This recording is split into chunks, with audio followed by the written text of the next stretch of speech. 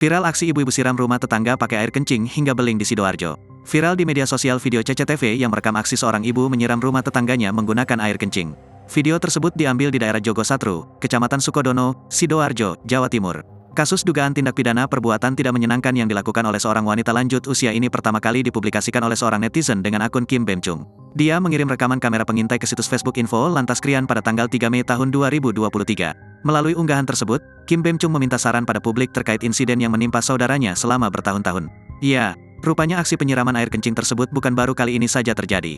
Mohon bantuannya lur, rumah saudara saya tiap hari disiram air kencing, dan sampah-sampah, ujarnya. Usut punya usut, motif pelaku membuang air kencing dan berbagai benda menjijikan lainnya ke halaman rumah sang tetangga diduga untuk menguasai tanahnya. Tujuan pelaku ingin menguasai tanah yang sudah dibeli, karena dulu ini tanah warisan, sesudah dibeli saudara saya.